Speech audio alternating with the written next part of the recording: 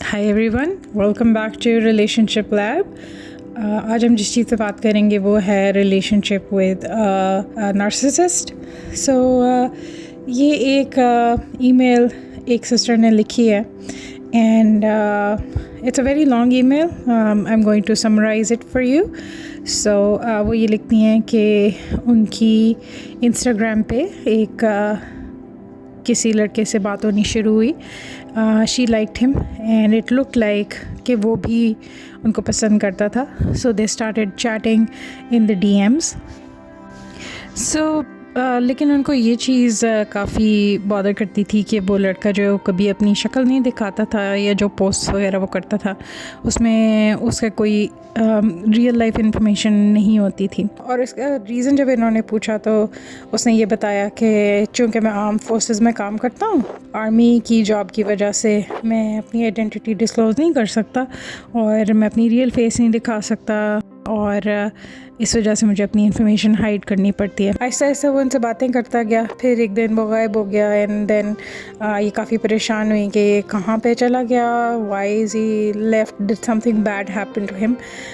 फिर 11-12 डेज़ के बाद वो वापस आया विद अनदर अकाउंट और वो इसी तरह ये बिहेवियर रिपीट करता रहा, मतलब इससे बात करता रहा। ये उसको पहचान लेती थी बिकॉज़ वो सर्टेन कीवर्ड्स अपनी पोस्ट के अंदर लिखता था, तो ये पहचान जाती थी कि ये वही है and she started to follow him.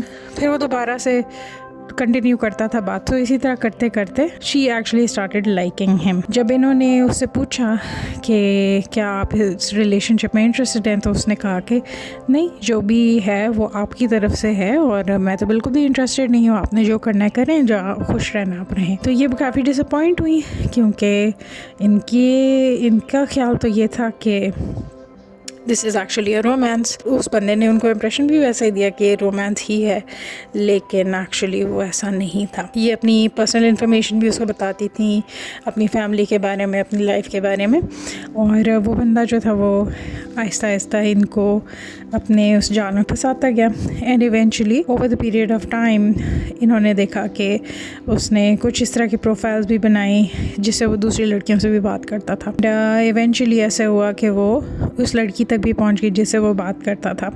तो उस लड़की की भी kind of similar he story थी। वक्त के साथ साथ इन्होंने ये भी नोट किया कि एक प्रोफाइल उसने ऐसी बनाई जिस पे उसने अपनी बीवी की तस्वीर भी लगाई, अपना रिलेशनशिप स्टेटस मैरिड लिखा एंड देन इवेंचुअली एक बच्चे की तस्वीर भी लगाई।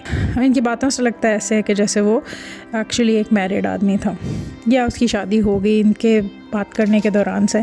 But in the mean time ना ही उसने इनको कोई ख़ास कमिटमेंट दी, लेकिन बात भी करता रहा, ग्रीन लाइट भी देता रहा और कमिटमेंट भी नहीं। लेकिन ये जो थी ये एक्चुअली अपने आप को कमिट कर चुकी थी मेंटली। तो सिचुएशन ये है कि ये काफ़ी परेशान है बिकॉज़ इनका दिमाग जो है वो बार बार उसी की तरफ जाता है। और इन्होंने ये पूछा है कि क्या वो एक नार्सिसिस्ट था और how to come out of this. जो साइंस आपने अपनी ईमेल में लिखे हैं इस बंदे के, वो बिल्कुल नार्सिसिस्ट की तरह के ही साइंस हैं।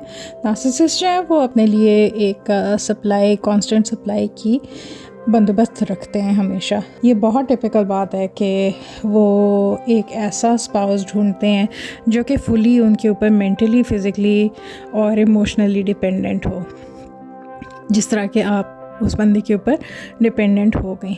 उसने थोड़ी बहुत एफ़र्ट आपको की, उसने आपकी कुछ इनसिक्योरिटीज़ वगैरह को जाना, आपकी फ़ैमिली के बारे में पूछा और आपको इस तरह की इंडिकेशन और अटेंशन शुरू में दी जिससे आपको लगा कि वो वाकई आप में इंटरेस्ट। आपने अपनी ज़िंदगी के बारे में वो इन्फॉर्मेशन जो थी उसके साथ शेयर करनी शुरू कर दी।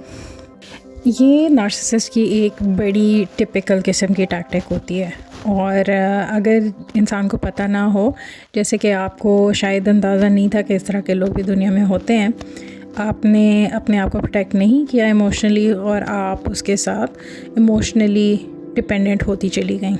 सो माय डियर, रियलिटी ये है कि वो बंदा जो था वो सिर्फ आपको यूज़ कर रहा था। There is a huge possibility कि वो बंदा जो है वो ऑलरेडी मैरिड हो। आर्म फोर्सेस वाली स्टोरी उसने आपको सुनाई, वो हो सकता है कि सच हो सकता है ना भी सच हो। There is a huge possibility कि वो एक फैब्रिकेटेड स्टोरी हो, और उसने आपके साथ बात कर कर के आपके दिल में एक ऐसी मिस्ट्री और इंट्रीग पैदा की, और एक ऐसी इमेजिनरी स्टोरी आपके दिमाग में क्रिएट की जिससे आपको लगा कि आप वाकई उससे बहुत ज़्यादा मोहब्बत करती हैं और आप उस पर डिपेंडेंट हैं। लेकिन एक्चुअली ऐसा नहीं है। Let me walk you through. अगर आप वाकई उसके साथ शादी कर लेती हैं या वाकई वो आपके साथ रोमांस को प्रोग्रेस करता और ये रिलेशनशिप जो थी ये किसी तरह आपस में कमिटमेंट हो जाती, तो आपकी ज़िंदगी जो थी वो बहुत ही मिज़रेबल गुजरती। क्योंकि ये जो सारा फेज़ आपने उसके साथ गुजारा वो आपको आपके साथ ये एक इमेजिनरी रिलेशनशिप बिल्ड कर रहा था। अगर आप उसके साथ पूरी ज़िंदगी गुजारती हैं और ये रिलेशनशिप अगर कंफर्म हो जाती तो मैं आपको बता सकती हूँ कि आपकी ज़िंदगी जो थी वो काफ़ी बुरी गुजरती। इसलिए क्योंकि उसने अपने प्लान के मुताबिक आपके ऊपर एक इमोशनल डिपेंडेंसी क्रिएट कर ली थी, और सारी उम्र वो इस इमोशनल डिपेंडेंसी को एक्सप्लॉइट करता रहता। वो आपको ना काम करने देता, ना ही वो आपको अपनी फैमिली से मिलने देता। ज़रूरी नहीं है कि वो आपको इंडिपेंडेंट होने देता किसी भी सूरत में। वो अपने आप को हमेशा सुपीरियर रखता आपसे और आपको अपने ऊपर डिपेंडेंट रखता ताकि आप कहीं जा ना सकें। So that is the reality of this. So ये रोमांस जो है ये बहुत टिपिकल है। अगर आप डिफरेंट लोगों से पूछें जो कि इस तरह के रिलेशनशिप्स में रह चुके हैं, ये एक क्लासिक साइन ऑफ नार्सिसिज्म था। तो आप जो हैं वो इस वक्त उस ग्रीफ में से गुजर रही हैं। ये एक रिलेशनशिप चूँकि ख़त्म हुई है और आपकी इसमें इमोशनल डिपेंडेंसी थी, इस वजह से जो आपकी फीलिंग्स इस वक्त हैं वो बिल्कुल वैलिड हैं। और अगर आप ये फील कर रही हैं कि मैं बहुत वीक हूँ और मैं फ़िज़िकली बहुत बीमार हो रही हूँ इस वजह से, क्योंकि मैं बहुत परेशान हूँ, बिल्कुल इस तरह फ़ील कर रही हैं जिस तरह एक इंसान किसी अपने बहुत क्लोज़ और बहुत मोहब्बत करने वाले के मर जाने पे फ़ील करता है। ये चीज़ आपको वक्त के साथ साथ बेहतर होती चली जाएगी। अपने आप को आप इस तरह से काउंसल करें, अपने आप को यकीन दिलाएं, अपने आप को उन चीज़ों के ऊपर कन्विंस करने की कोशिश करें जो कि एक्चुअली रियलिटी थी। रियलिटी क्या थी आपके लिए मैं समराइज़ कर देती हूँ। रियलिटी ये थी कि वो एक्चुअली आपसे मोहब्बत करता ही नहीं था। ये आपके लिए सोचना और ये आपके लिए एक्सेप्ट करना बहुत मुश्किल होगा, लेकिन रियलिटी यही थी। अगर वो आपसे मोहब्बत नहीं करता था और आप ये सोच रही हैं कि क्या मैं वाकई मोहब्बत के लायक नहीं थी, ऐसा बिल्कुल भी नहीं है। वो आपके साथ एक क्राइम कर रहा था, वो आपके साथ एक इमोशनल क्राइम कर रहा था। वो बिल्कुल ये नहीं देख रहा था कि आप मोहब्बत की वर्दी हैं या नहीं। यहाँ पे वर्थ की कोई बात आ ही नहीं रही। आप बिल्कुल वर्दी हैं। हर दूसरा मर्द जो है वो इस तरह का नहीं है। आप सारी उम्र जो है वो इस चीज़ के बारे में नहीं सोच सकती कि सारे मर्द ऐसे होते हैं। इस तरह नहीं होता है। अगर आप सड़क पे जा रही हैं और एक मोटरसाइकिल वाला आया और आपका पर्स छीन के चला गया, इसका क्या मतलब है? इसका मतलब है कि आपके साथ एक क्राइम हो गया, राइट? इसका मतलब ये नहीं है कि हर मोटरसाइकिल वाला जो सड़क पे से जा रहा है वो एक चोर है। इस तरह नहीं होता है। सो अपने आप को थोड़ा मेंटली फोकस करें। इस ग्रीफ को, ये एक ग्रीफ का पीरियड होता है, और अपने आप को इस चीज़ के ऊपर अलाउ करें कि आप इस ग्रीफ को फील कर सकें, कि आप इस ग्रीफ को ओवरकम कर सकें। ये चीज़ें टाइम के साथ आती हैं और पॉजिटिव एनर्जी के साथ आती हैं जो कि आपने अपने लिए खुद क्रिएट करनी है। और ये आप कैसे कर सकती हैं? आप अपने आप को, अपने माइंड को पॉजिटिव चीज़ों में बिज़ी करें। अगर आप काम करती हैं, अपने आप को काम में फोकस करें और अपने लिए ऐसे गोल सेट करें जिनको अचीव करके आप अपने बारे में बहुत पॉजिटिव और बहुत पावरफुल फील कर सकें। एक और चीज़ जो आप इस वक्त सोच रही हैं और फील कर रही हैं कि मैं तो बिल्कुल पावरलेस हूँ, मेरे साथ तो कुछ भी हो सकता है, इस तरह नहीं है। जो आपके साथ हुआ वो सिर्फ़ एक आपकी गलती थी, और गलतियाँ इंसान से होती रहती हैं। ये गलती आपके लिए एक सबक बन सकती है, ये गलती एक आपके लिए आपको डायरेक्शन दे सकती है, लेकिन जो पास में हो गया उसे आप चेंज नहीं कर सकती, आप उसे सिर्फ सीख सकती हैं। अगर आप ये सोच रही हैं कि फिर से मेरे साथ ऐसे ही होगा, नहीं, क्योंकि अब आप स्मार्ट हैं, अब आप सीख गई हैं, आप दूर से ऐसे लोगों को पहचान सकती हैं, ये आपके पास एक पावर आ गई है। सो अपने आप को पॉजिटिव चीज़ों में बिज़ी करें, अपने आप को मेंटली फोकस करें और अपने इर्द गिर्द जो लोग हैं उनके अंदर चेंज लाने की कोशिश करें। अपने इलाके में आप वॉलंटियर करें, अपना टाइम जो है वो आप इस तरह डिवाइड करें कि आपका माइंड जो है वो उस ट्रॉमा में दोबारा ना जाए। एक्चुअली ट्रॉमा में होता ही है कि जब आपके साथ एक वाक़या होता है ना इस तरह का, तो इंसान का जो सबकॉन्शियस है वो उस एक मोमेंट ऑफ टाइम पे स्प्लिट हो जाता है। एक इंसान का सबकॉन्शियस का हिस्सा उधर ही रह जाता है और वो सबकॉन्शियस का हिस्सा उसी एक मोमेंट ऑफ ट्रॉमा को दोबारा से लिव करता रहता है, keeps on reliving that same moment over and over again, and that is what you have to change. जो आपके साथ हो गया, आपके साथ एक इमोशनल क्राइम था, उसमें आपका कोई कसूर नहीं था। अगर आपकी इस वक्त सेहत ख़राब हो रही है, अपने आप को 100% ठीक करें, अपना माइंडसेट आप चेंज करें। आपकी पूरी ज़िंदगी आपके आगे पड़ी है, दुनिया में बहुत अच्छे लोग हैं। अपने लिए एक पॉजिटिव ज़िंदगी को मैनिफेस्ट करें। एक मैनिफेस्टेशन का कॉन्सेप्ट मैं आपको देती हूँ। मैनिफेस्टेशन का कॉन्सेप्ट ये होता है, आपका जो भी प्रेयर्स का तरीका है, I don't know what your religion is, लेकिन अगर आप हिंदू हैं, मुस्लिम हैं, क्रिश्चियन हैं, या जो भी आपका रिलीजन है, जो भी आपका प्रेयर का तरीका है, आप वो प्रेयर करें और अपने आप को उस मोमेंट के अंदर 100% प्रेजेंट महसूस करें। और देन आप यूनिवर्स से, खुदा से, भगवान से, जीसस से ये दुआ करें कि मेरे साथ जो हुआ उसमें मेरा कोई कसूर नहीं था। मैं अपने आप को इस मोमेंट्स ऑनवर्ड्स इस बुरे वाक़े से फ्री करती हूँ। मुझे इस मोमेंट से आगे जाना है, मुझे इस मोमेंट से आगे रास्ता दिखा दो, मुझे इस काबिल कर दो कि मैं इस मोमेंट से आगे ख़ुद को पॉजिटिवली लेके जाऊं।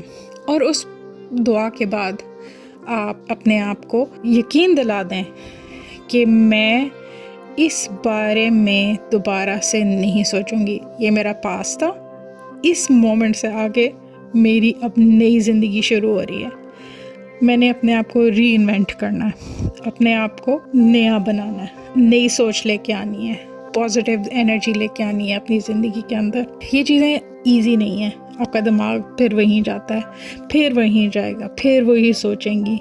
उन सोचों को आने दें, लेकिन जब भी वो सोचें आएँ, अपने आप को फ़ौरन माइंडफुली ऑब्ज़र्व करें।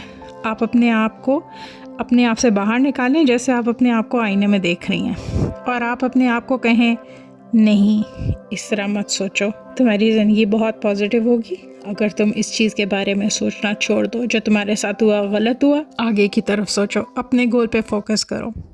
अपने लिए ऐसे छोटे छोटे गोल्स क्रिएट करें, डेली गोल्स क्रिएट करें, अपने लिए वीकली गोल्स क्रिएट करें, मंथली गोल्स क्रिएट करें, ईयरली गोल्स क्रिएट करें और उन गोल्स को अचीव करती जाएं।